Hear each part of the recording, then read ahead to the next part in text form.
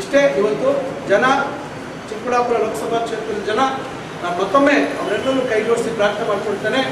ಇವತ್ತು ರಕ್ಷಾರಾಮಯ್ಯ ಒಬ್ಬ ಒಳ್ಳೆ ಚರಿತ್ರೆ ಇರ್ತಕ್ಕಂಥ ಒಳ್ಳೆ ಕುಟುಂಬದ ಹಿನ್ನೆಲೆ, ಯುವ ಕಾಂಗ್ರೆಸ್ನ ಅಧ್ಯಕ್ಷರಾಗಿ ಯಾವುದೇ ರೀತಿ ಕಳಂಕರಹಿತವಾಗಿರ್ತಕ್ಕಂಥ ವ್ಯಕ್ತಿ, ಕಪ್ಪು ಚುಕ್ಕೆ ಇಲ್ಲೇ ಇರ್ತಕ್ಕಂಥ ವ್ಯಕ್ತಿ ಇವತ್ತು ಬದಲಿಯಾಗಿ ಇವತ್ತು ಯಾರು ಇವತ್ತು ಟಿಕೆಟ್ ಹಂಚಿಕೆ ಸಂದರ್ಭದಲ್ಲಿ NDA ಅಭ್ಯರ್ಥಿ ಟಿಕೆಟ್ ಹಂಚಿಕೆ ಸಂದರ್ಭದಲ್ಲಿ ಯಾರ್ಯಾರು ಯಾವ ರೀತಿ ಇವ್ರನ್ನ ಬಣ್ಣನೆ ಮಾಡಿದ್ರು, ಇವ್ರನ್ನ ವರ್ಣಿಸಿದ್ರು, ಇವರನ್ನ ಗುಣಗಾನ ಮಾಡಿದ್ರು, ಇವರ ಹಿನ್ನೆಲೆ ಬಗ್ಗೆ ಹೇಳಿದ್ರು, ಎಷ್ಟು ಜನರಿಗೆ ಸಂಪರ್ಕದಲ್ಲಿ ಇರ್ತಾರೆ ಅಂತ ಹೇಳಿದ್ರು, ಇವರು ಗೆದ್ರೆ ಇವ್ರ ಕೈಗೆ ಸಿಗಲ್ಲ ಅಂತಕ್ಕಂಥ ನಾನಾ ರೀತಿ ಅವೆಲ್ಲ ನಾನು ಮತ್ತೆ ಹೇಳುವಂಥದ್ದು ಬೇಡ.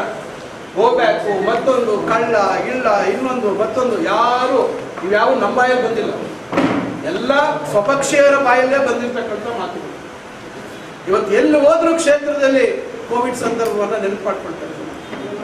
ಇವತ್ತು ಬಹಳಷ್ಟು ಜನ ಇವತ್ತು ಸಾವಿರಾರು ಜನರ ಕಣ್ಣೀರು ಅವರ ರಕ್ತ ಇವತ್ತು ಹರಿದೋಗಿದೆ. ಆ ಕುಟುಂಬಗಳ ನೋವು ನಾನು ಮೊನ್ನೆ ಒಕ್ಕಲಿಗರ ಇದು ಮೊನ್ನೆ ಛತ್ರದಲ್ಲಿ ಶ್ರೀದೇವಿ ಕಲ್ಯಾಣ ಮಂಟಪದಲ್ಲಿ ಮಾತಾಡುವಂಥ ಸಂದರ್ಭದಲ್ಲಿ ಕಣ್ಣಿಗೆ ಕಾಣುತ್ತೆ. ಇವತ್ತು ವೆಂಟಿಲೇಟರ್ ಬೆಲೆ ಎಷ್ಟಿತ್ತು, ಎಷ್ಟಕ್ಕೆ ಇವತ್ತು ಪರ್ಚೇಸ್ ಮಾಡಿದ್ದಾರೆ, PPE ಕಿಟ್ ಬೆಲೆ ಎಷ್ಟಿತ್ತು. ಇವರು ಪ್ರಾರಂಭದಲ್ಲಿ ಬರೀ ಇದ್ದಿದ್ರು ಏನೋ ಮೆಡಿಕಲ್ ಎಜುಕೇಶನ್ ಮಿನಿಸ್ಟರ್ ಇದ್ರು, ನಂತರ ಇವರು ಶ್ರೀರಾಮುಲು ಅವರು health and family welfare minister ಇದ್ರು.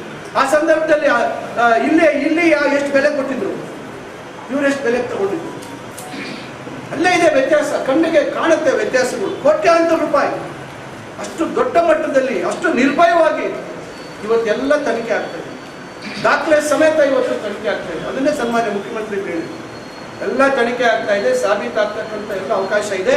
ಸಾಬೀತಾದ್ರೆ ಇವರು ಬೇರೆ ಕಡೆ ಹೋಗ್ತಾರೆ, ಇವರು ಇಲ್ಲಿ ಇರೋದಿಲ್ಲ, ಎಲ್ಲಿ ಹೋಗ್ಬೇಕು ಕಾನೂನುಬದ್ಧವಾಗಿ ಆ ರೀತಿ ಕ್ರಮ ಆಗುತ್ತೆ ಅಂತಕ್ಕಂಥ ಮಾತನ್ನು ಹೇಳಿದ್ರು. ಅದಕ್ಕೆ ಹೇಳ್ತಾರೆ ಒಕ್ಕಲಿಗರ ವಿರೋಧಿ ಅಂತ ಮಾತಾಡ್ತಾರೆ. ಅದರಿಂದ ಯತ್ನಾಳು ನಾವು ಬೇರೆ ಯಾರು ಹೇಳೋದು ಬೇಡ. ಒಂದು ಮಾಸ್ಕ್ ಬೆಲೆ ಎಷ್ಟು ನಿಮಗೂ ನಮಗೆ ಗೊತ್ತಿದೆ, ಎಷ್ಟು ಖರೀದಿ ಮಾಡಿದ್ದಾರೆ ಮಾಸ್ಕ್.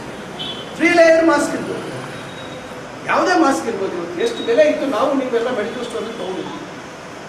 ಅದು ಹೋಲ್ಸೇಲರ್ ತೊಗೊಂಡಾಗ ಇನ್ನೂ ಕಮ್ಮಿ ಆಗುತ್ತೆ, ನಮ್ಗೆ ಎಲ್ಲರಿಗೂ ಗೊತ್ತಿತ್ತು. ಹೋಲ್ಸೇಲರ್ ತೊಗೊಂಡಾಗ ಇವತ್ತು ನಾವು ಮೆಟ್ರೋಗೆ ಹೋಗ್ತೀವಿ, ಏನಾದರೂ ಸಾಮಾನು ಖರೀದಿ ಮಾಡೋದು ಕಮ್ಮಿ ಆಗುತ್ತೆ. ಬೆಂಗಳೂರಲ್ಲಿ ಮೆಟ್ರೋ ಅಥವಾ ದೊಡ್ಡ ದೊಡ್ಡ ಇದಕ್ಕೆ ಹೋದಾಗ ಎಲ್ಲ ಇವತ್ತು ಜನರ ಗಮನದಲ್ಲಿ ಇದೆ. ಅದರಿಂದ ನಾನು ಇಷ್ಟೇ ಹೇಳುವಂಥದ್ದು, ಇವೆಲ್ಲ ವಿಚಾರಗಳನ್ನು ಗಮನದಲ್ಲಿ ಇಟ್ಕೊಂಡು ಈ ಕ್ಷೇತ್ರದ ಮತದಾರರು ತಾವು ಒಂದು ಸರಿಯಾದಂಥ ಒಂದು ತೀರ್ಮಾನ ಮಾಡಬೇಕು. ಚಿಕ್ಕಬಳ್ಳಾಪುರ ವಿಧಾನಸಭಾ ಕ್ಷೇತ್ರ ಇರ್ಬೋದು, ಗೌರಿಬಿದನೂರು ಇರ್ಬೋದು, ಬಾಗೇಪಲ್ಲಿ ಇರ್ಬೋದು, ಅಥವಾ ಬೆಂಗಳೂರು ಗ್ರಾಮಾಂತರ ಮತ್ತು ಯಲಹಂಕ ಇರ್ಬೋದು, ಇವೆಲ್ಲ ಭಾಗದಲ್ಲಿ ತಾವು ದಯವಿಟ್ಟು ಇವೆಲ್ಲ ವಿಚಾರಗಳನ್ನು ಗಮನದಲ್ಲಿ ಇಟ್ಕೊಳ್ಳಿ.